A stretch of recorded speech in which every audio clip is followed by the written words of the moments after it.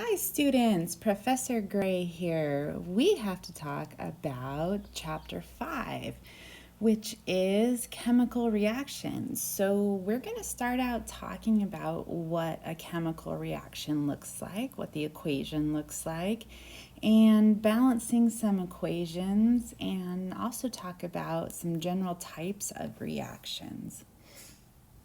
So first of all, looking at this slide right here, you can see what a chemical equation looks like. We've been seeing this all along in class, but now we're going to break it down into the different parts.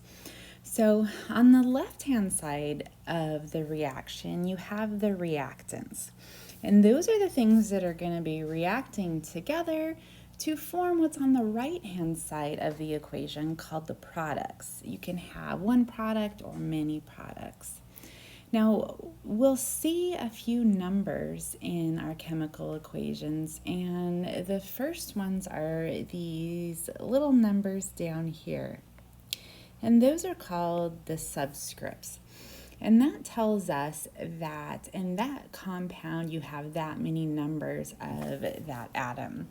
So in an H2, you'll have two hydrogens bonded together. And in a Cl2, you'll also have two atoms bonded together. And in chapters 3 and 4, we learned to do Lewis structures, so we know that both of our chlorines are going to have 3 lone pairs on them. And they're doing what they like to do, single bond and 3 lone pairs. Now, the subscripts you don't change, because if you change those, you're going to change your compound into something different. Here is an example. Water is H2O. If we decide that we want to change the number of oxygens from 1 to 2, we would have H2O2, and that's hydrogen peroxide. So we're completely changing the compound there, so you can't do that. The big numbers that we see in front of the compound are called the coefficients, and those are going to tell us how many of each compound we have. Now you can see on the product side that you have 2 HCl's that have formed from this chemical reaction. But we don't see any coefficients in front of the hydrogen or chlorine molecules. So if you don't see anything there, you know the number is what? We assume it's what? 1, that's right. So there's a 1 here and there's a 1 here. So what this equation is telling us is that you have 1 hydrogen molecule and 1 chlorine molecule, and they react and they form 2 HCl molecules. The next thing that we'll see is the physical state, and that's going to be in parentheses. And the G stands for gas, and if we have a solid, it would be S, and if we have a liquid, it'll be an italicized or fancy L. And another one that you guys will see is AQ. And AQ means aqueous, or some people say aqueous, and it means that that compound is dissolved in water. That's what it's telling you. All right, so the law of conservation of mass, or it's sometimes called the law of conservation of matter, says that matter is not created or destroyed, we just rearrange it. So if we look back at this chemical equation right here, you can see that we took 2 hydrogens that were bonded to each other and 2 chlorines that were bonded to each other. And in each one of those, we ripped them apart. So we broke the bond and we rearranged them so that a hydrogen was bonding to a chlorine and a hydrogen was bonded to a chlorine. So we didn't get rid of any hydrogens or gain any hydrogens. We didn't get rid of any chlorines or gain any chlorines. We simply rearranged what we had. And that means that the mass on both sides of the equation has to be the same before and after we have the reaction. So the number of atoms of each element are the same on both sides, and the mass is going to be the same on both sides. So we can see here that we've got 2 hydrogens and 2 chlorines, and over here those 2 HCl's are going to contain 2 hydrogens and 2 chlorines. Also, if we add up the mass, we can see that our hydrogens weigh 1 each. So we have 1 plus 1 from the 2 hydrogens. And then we can see that the chlorines will weigh 35.45. So we have 35.45 plus 35.45. And again, that's from a hydrogen plus a hydrogen, and that is from a chlorine plus a chlorine. And if we add all of those up, I'm doing it right now on my calculator.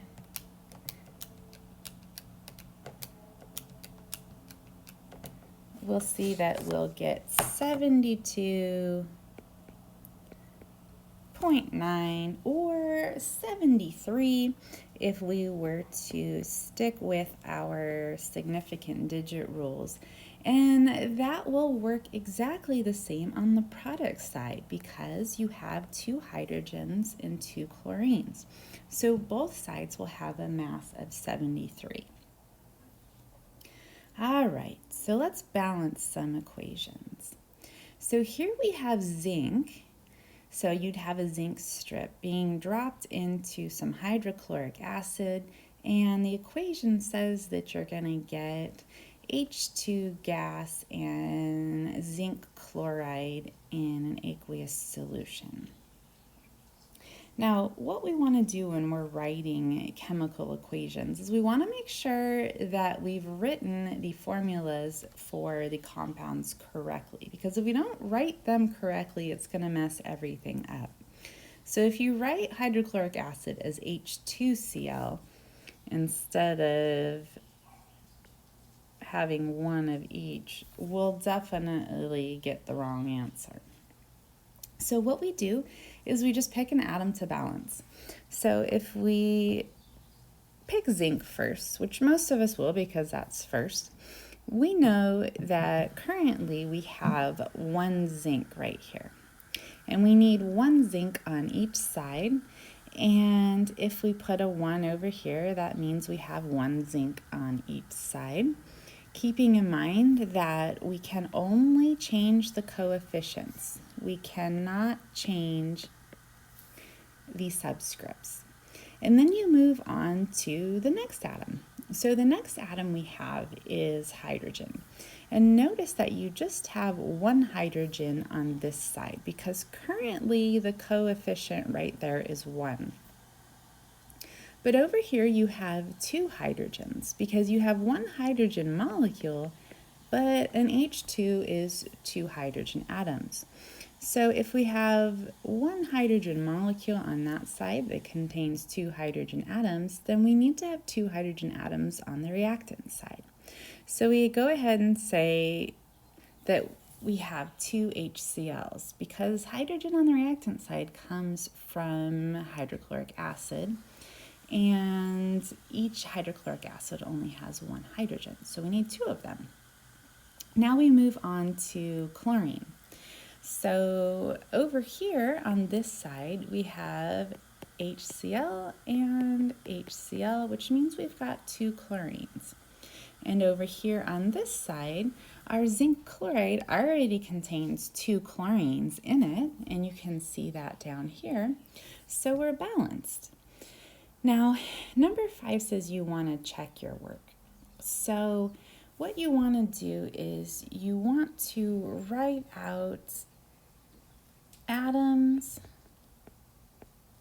and number for the reactant side, and for the product side you want to write out your atoms and your number of atoms over there. So on the reactant side we've got zinc we've got hydrogen and we've got chlorine.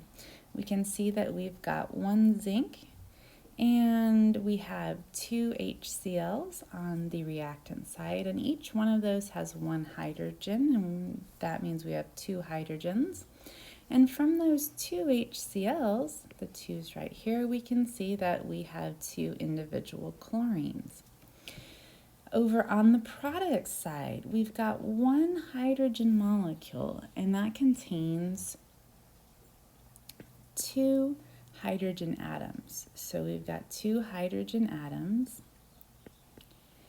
and then we've got one zinc chloride compound, and each zinc chloride gives us one zinc, and each zinc chloride brings with it two chlorines.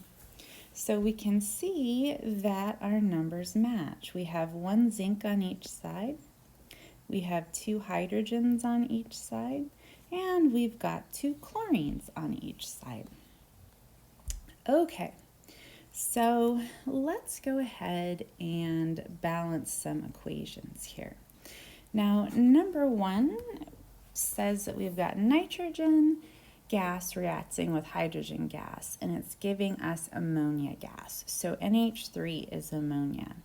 Now we'll notice on the reactant side, we've got a nitrogen molecule, and that has two nitrogens in it. So a nitrogen molecule looks like that, and it's going to react with hydrogen, and we're going to get ammonia. Okay, so we can see over here we've got two nitrogens, and on the product side we only have how many? One, that's right. So we want to go ahead and put a 2 right here because we need two nitrogens on each side. So that means that we have two ammonias that we've produced. Now, if we have two ammonias on the product side, that means that we have how many hydrogens on the product side? So we've got 3 hydrogens from each of our ammonias, and that means that we have 6 hydrogen atoms total. Now, over on the reactant side, they come in 2s. So how many hydrogen molecules, H2, do you need in order to have 6 individual hydrogens? 3. And if you didn't know that right away, draw it out, and you can see that with 3 hydrogen molecules, you have 6 individual hydrogen atoms. Now, if you need to put the 1 in front of the N2, you can go ahead and do that. It's not wrong, but convention is that we just don't write the 1 when we don't need it. All right, number 2. Number 2, we've got 1 iron on the reactant side and 1 iron on the product side. So we're good with irons. And then we come to chlorine. We've got the chlorine molecule over on the reactant side, so those come in 2s. And then iron 3 chloride. Each iron 3 chloride has 3 chlorines in it. Now, when you have 2s and 3s together, you need to go to 6 to get to your lowest common multiple. So in order to get 6 chlorines on each side, I'll need to have 3 of these chlorine molecules over here, and I'll need to have 2 iron 3 chlorides. So 3 times 2 makes 6, and 2 times 3 makes 6. Now that messed up our balance of iron, but that's okay because we can go back and we can change the coefficient on the first iron. So since we have 2 irons on the product side, we can just go ahead and put a 2 there. Now we have 2 irons on each side, and we have 6 chlorines on each side. Number 3, Ammonia is going to react with oxygen to give us NO and water. So if we just go to the nitrogen, because it's first, we can see that on each side we've gotten one nitrogen. So we're okay there. Then we move on to the hydrogens, and we can see that each ammonia is going to bring with it 3 hydrogens, and each water is going to bring with it 2 hydrogens. So we've got the 2 and the 3 issue again, so we need to have how many hydrogens on each side? 6, that's right. So in order to get 6 hydrogens from ammonia, you need 2 of them, because each ammonia molecule brings with it 3 hydrogens. So 2 times 3 is 6. Now each water molecule has 2 hydrogens in it. So how many water molecules do you need in order to get 6 individual hydrogen atoms? 3. That's right. And if you need to draw it out for yourself, go ahead and draw it out for yourself. So you can see that you're gonna need 3 waters in order to get 6 individual hydrogen atoms. Now, our nitrogen balance has been messed up. So now on the reactant side, because we have 2 ammonias, we have 2 nitrogens. So on the product side, we need to have 2 nitrogens also. So we're going to go ahead and put a 2 over here. Now we need to balance our oxygens. And that's really strange to do, because from our 2 NOs, we've got 2 oxygens, and from our 3 waters, we've got 3 oxygens. So that's a total of 5. But over here on the reactant side, the oxygens come in pairs. So what an oxygen molecule looks like is this. And we can't get 5 individual oxygens on the reactant side because they come in 2s.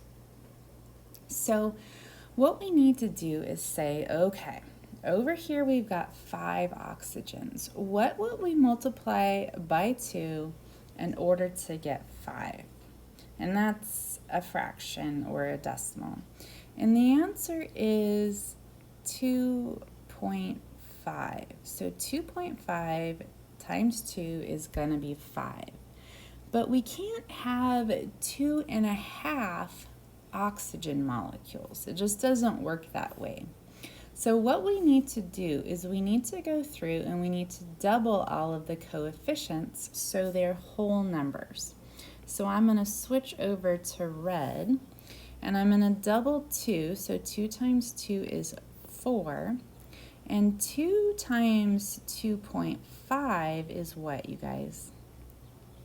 5. And 2 times 2 is 4. And 2 times 3 is 6. So we went through and we doubled all of the coefficients. And now we have 4 nitrogens on each side, and we have 4 times 3 hydrogens here, which is 12, and we have 6 times 2 hydrogens over here, which is also 12, so our hydrogens are balanced. And then we have 5 times 2 here, so that makes 10 individual oxygen atoms from our 5 oxygen molecules. And the oxygen molecules are O2. And then here we have 4 times 1, so that makes a 4 there. 4 oxygens from our 4 NOs. And we have 6 times 1 here, because that's a 1. And that gives us 6 oxygens. So that says 4 oxygens and 6 oxygens, not 40 and 60. And 4 oxygens plus 6 oxygens is equal to how many? 10 oxygens, that's right. And that's how many we have on this side. So that's how we balance one of those. Now let's move on to number 4. So number 4, we have C5H12, and that is a hydrocarbon called pentane. And pentane reacts with oxygen, and it produces CO2 and water. This is a combustion reaction, and we'll see the combustion reactions in a little bit. So looking at the reactant side, we can see that we have 5 carbons. And on the product side, we only have 1 carbon from that 1 CO2 that we currently have. So we need to do what to the CO2? How many of those do we need? 5, that's right. So we need 5 CO2s because each CO2 brings with it 1 carbon. And over here we have 5. So now we have 5 carbons on each side. Now we're going to balance the hydrogens. So we've got 12 hydrogens on the reactant side, and we have how many on the product side? We have 2, that's right, because each water brings with it 2 hydrogens. Excuse my big old dog, he's about 165 pounds and he likes to drink really loudly, so that's the sound you hear in the background. Okay, so in order to get 12 hydrogens, how many waters do we need? We need 6, because 6 times 2 is 12. Okay, so now we're going to balance the oxygens. So from the 5 carbon dioxides, we have how many oxygens? We have 10. So we have 10 oxygens. So 5 times 2, because each carbon dioxide brings with it 2 oxygens. Now from our 6 waters, we have 6 times 1, so that's going to be 6 oxygens. And if we add these up together, we get 16 oxygens. Now we have 16 individual oxygen atoms on our product side. And over on our reactant side, the oxygens come in pairs because they come as oxygen molecules. So how many oxygen molecules, O2s, do I need in order to get 16 individual oxygen atoms? 8, that's right. 8 times 2 is 16 individual oxygen atoms. Now, if you need the 1 in front of pentane, go ahead and write it in for yourself. But remember, you don't need to write 1 if it's 1. Okay, I'm going to stop there and upload this, and we'll continue on with general reactions and more balancing equations in a little bit.